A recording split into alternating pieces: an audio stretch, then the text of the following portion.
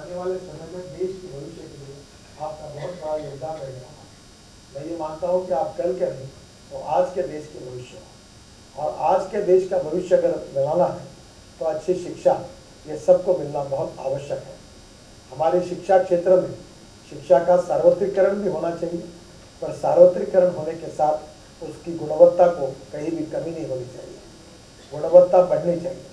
शिक्षा में गुणवत्ता को बढ़ने के साथ सार्वत्रिकरण अगर होता है तो देश के भविष्य के लिए हमारे लिए सबसे बड़ा उपयोग है। हमने एक दिन में 26 सैटेलाइट छोड़े, ज्ञान विज्ञान तंत्र विज्ञान में हम प्रगति और विकास की ओर जा रहे हैं।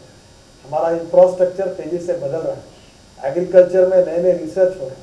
हमारे पेट्रोलियम प्रोडक्ट के अल्टरनेटिव के लिए हम बायोफ्यूल में ethanol, biodiesel, bio CNG, electric, अब मेथेनॉल की बात कर रहे हैं।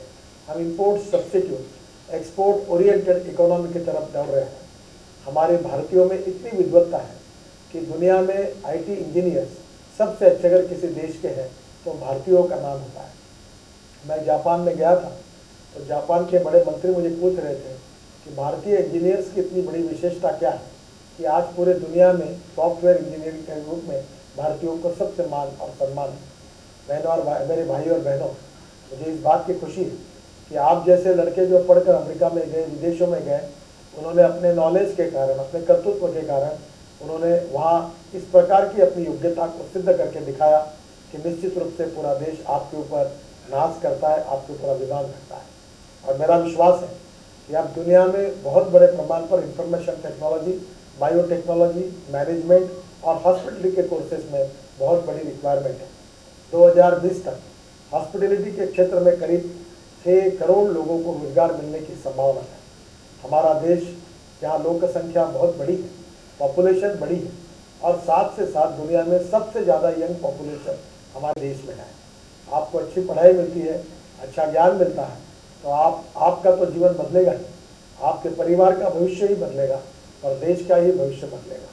तो आप जैसे विद्यार्थी हमारे देश के पिलर हैं, राष्ट्र के निर्माण में आपका योगदान है, और आप जो लगातार जो ज्ञान हासिल कर रहे हैं उसी के आधार पर देश में आप नया रिवोल्यूशन लेकर आ रहे हैं।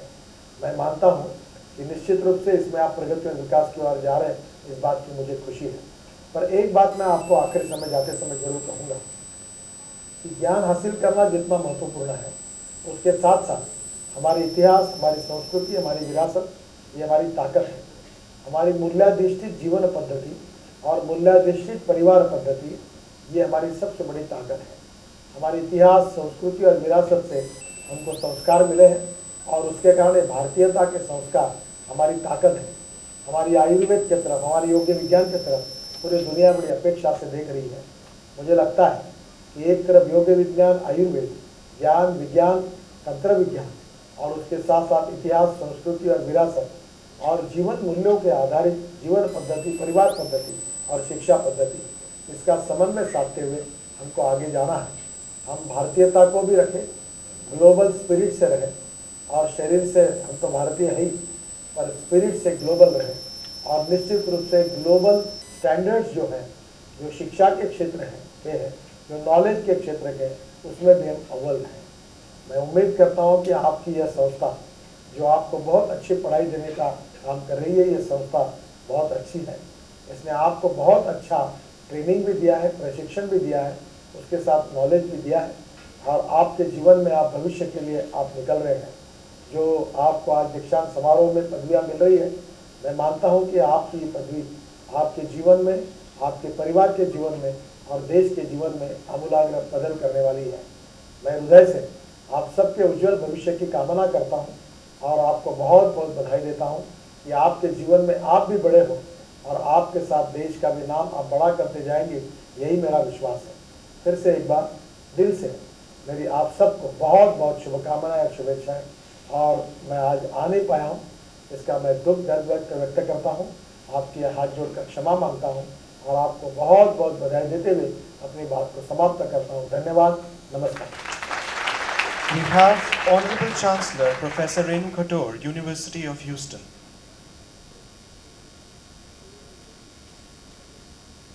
Hello, my name is Renu Khattor. I'm Chancellor of the University of Houston. Today, on the occasion of your convocation from ITM University Gwalior, I offer you my greetings and very warm wishes. Congratulations. We also have a video message from Mr. Bello, Minister, High Commission of Nigeria, and Mr. Mutima, High Commission of Zambia.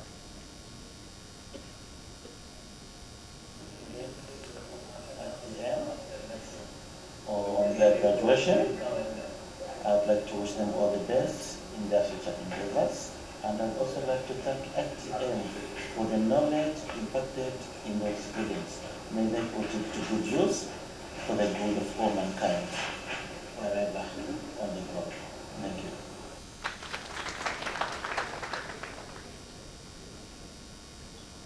Mohammed Bello, Minister in charge of Consular Matters, Nigerian High Commission in New Delhi.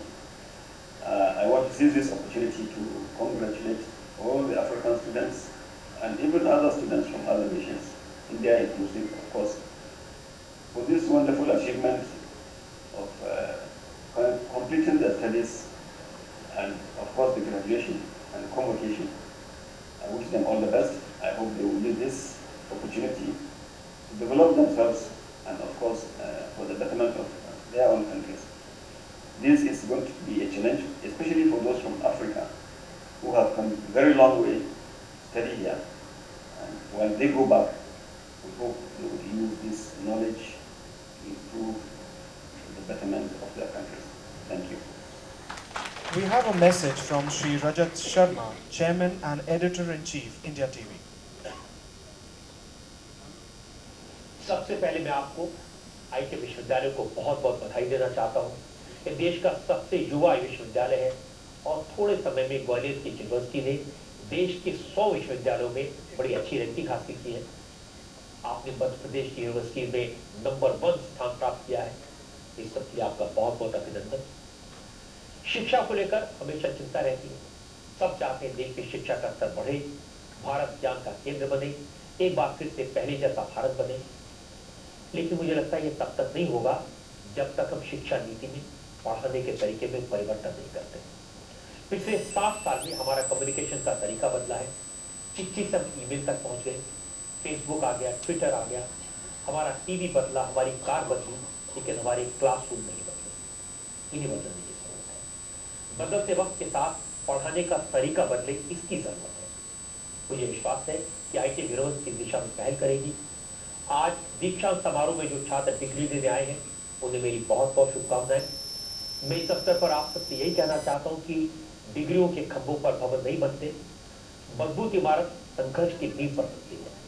ये degree आपके लिए अवसर के दरवाजे खोलेगी, संघर्ष शुरू होगा, इस लड़ाई को लड़े, जो दरवाजे खुले हैं उसका भरपूर उपयोग करें। आपको बहुत बहुत शुभकामनाएं। नमस्कार, जय हिंद।